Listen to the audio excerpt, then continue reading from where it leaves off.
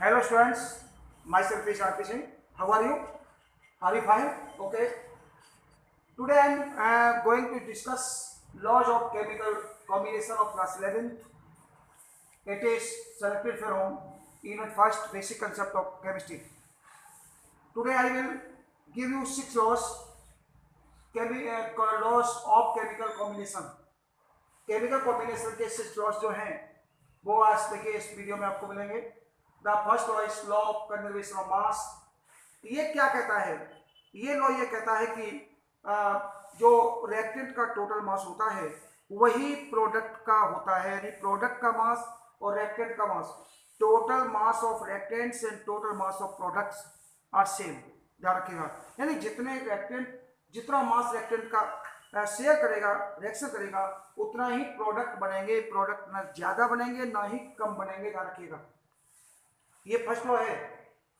I am reading this law states that during any physical and chemical change the total mass of product is equal to the total mass of reactants. ध्यान रखिएगा, reactant का total mass और product का total mass दोनों same होते हैं। मैंने कोई रिएक्शन लिया, देखिए C+O2, ये फॉर्मेशन होता है CO2 का। When carbon reacts with O2 oxygen gas, it gives CO2. Here, the mass of one molecule of carbon is 12 gram, and mass of one mole of O2 is 32 gram. 12 को 32 को अगर आप add करेंगे तो 44 आएगा। देखिए मैंने करके दिखाया, 12 + 32 इज इक्वल टू 44। और आप CO2 का, कार्बन डाइऑक्साइड का जो मोलिकुलर मास निकालेंगे तो वो भी 1 मोल का 44 ग्राम निकलेगा। ध्यान रखिएगा, ये इनका जो टोटल वजन है, टोटल जो मास है वही इसका होगा। यहाँ ना यहाँ पर 45 होगा और ना ही 43 होगा। इनका दोनों का मिला करके इसके बराबर होगा। ध्यान रखें।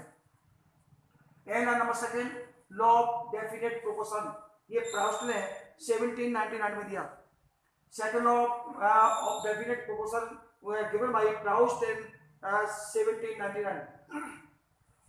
According to this law, a chemical compound obtained by different sources always contains same percentage of each constituent elements. इसका मतलब क्या है कि अगर कोई प्रोडक्ट, केमिकल कंपाउंड कोई आप बनाते हैं और वो चाहे किसी भी सोर्स से बने या किसी भी सोर्स से आप फाइंड आउट करें।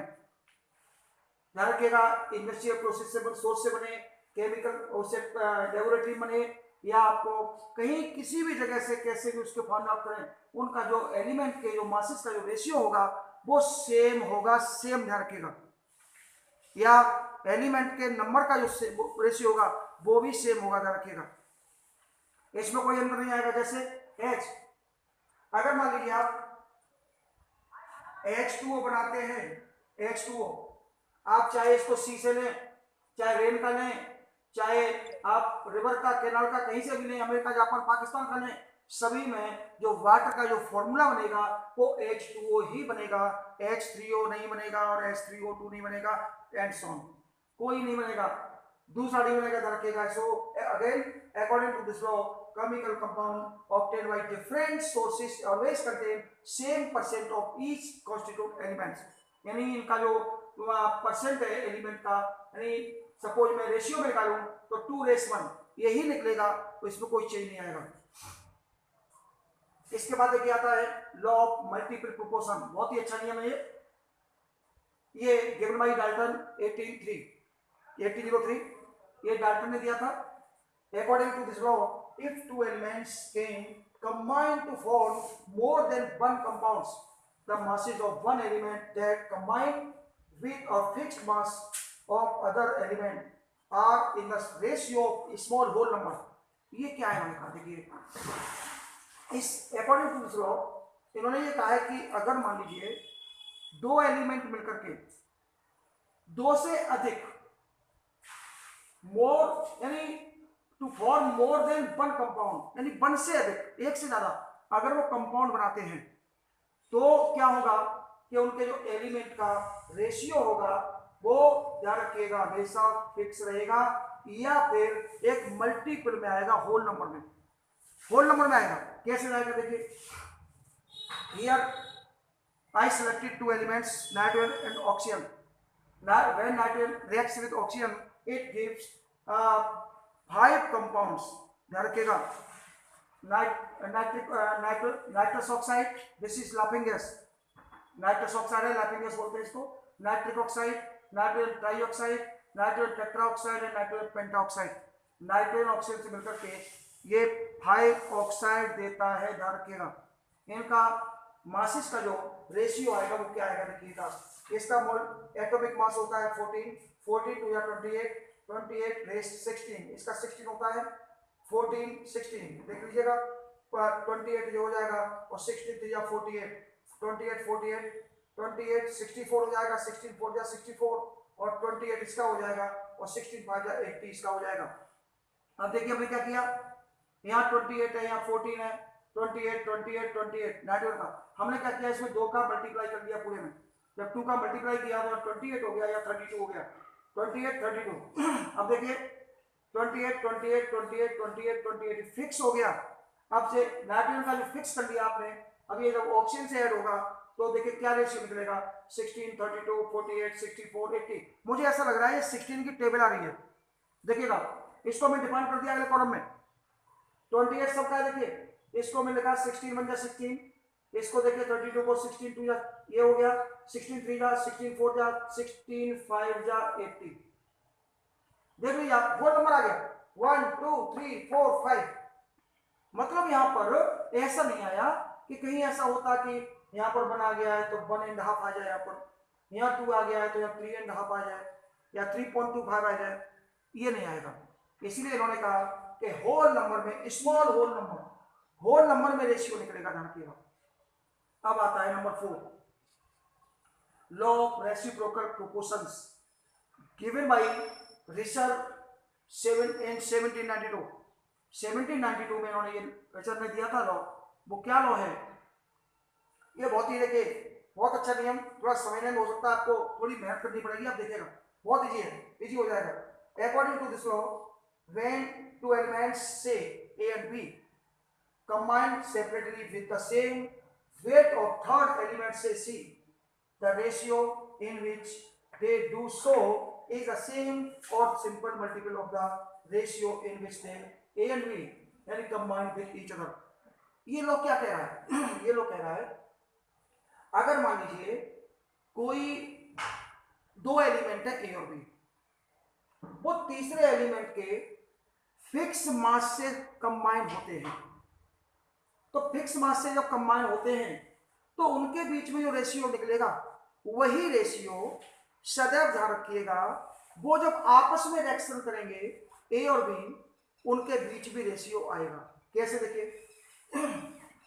मैंने ये दिखाया 3 एलिमेंट माने मैंने COH CHO, ये ट्रायंगल में मैंने दिखाया है, जब C और H आपस में कंबाइन होते हैं तो CH4 बनता है, C और O कंबाइन होते हैं तो CO2 बनता है, और H और O कंबाइन होते हैं तो H2O बनता है, ध्यान रखिएगा।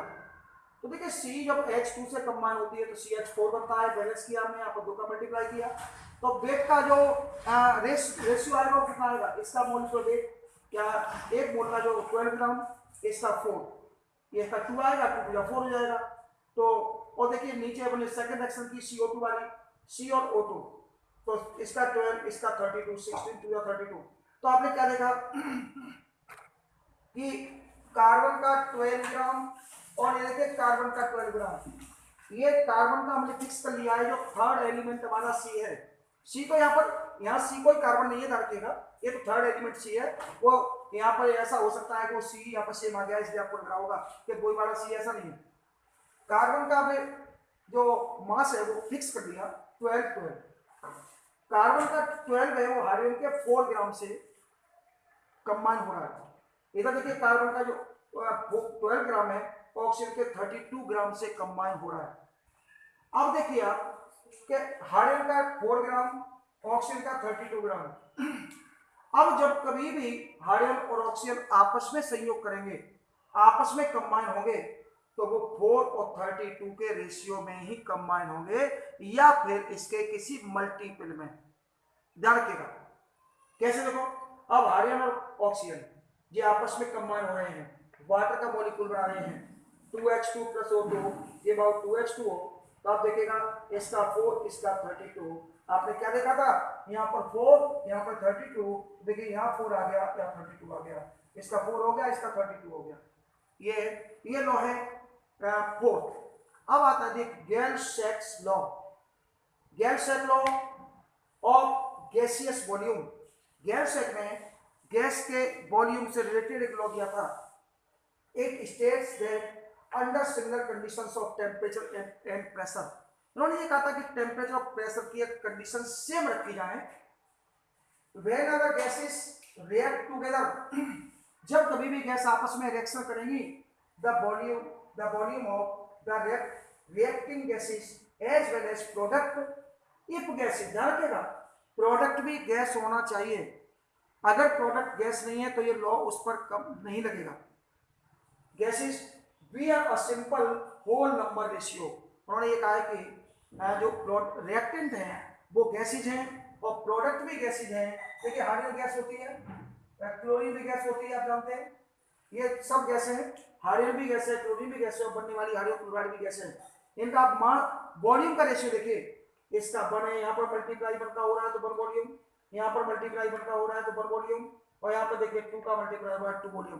तो इनका रेशियो जो है ना होल नंबर में निकलेगा, सिंपल होल नंबर। ध्यान रखिएगा इसमें भी कोई 1.5 2.5 ऐसा कोई नंबर नहीं आएगा। इसके बाद लास्ट आता है एवोगैड्रोस हाइपोथेसिस। ये हाइपोथेसिस है, इसमें कुछ कंडीशंस मानी गई हैं। ये लॉ न मान करके हाइपोथेसिस का आता है, लेकिन इसको भी हम पढ़ेंगे इसी सीरीज में।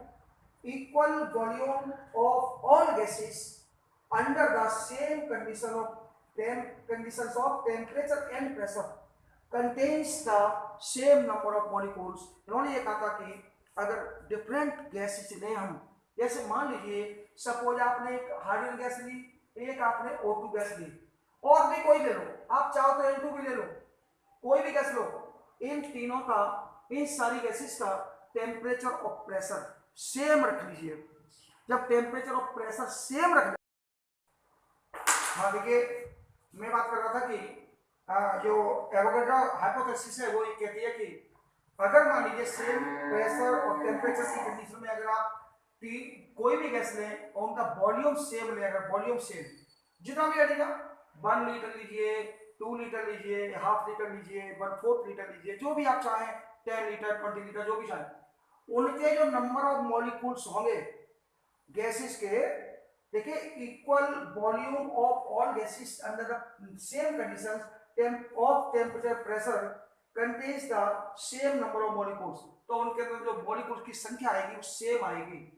इसका अगर आपने वॉल्यूम, इनका सबका वॉल्यूम अगर 1-1 लीटर लिया है, 2-2 लीटर जो भी लेना चाहे, तो उनके जो नंबर ऑफ मॉलिक्यूल्स होंगे वो बराबर आएंगे।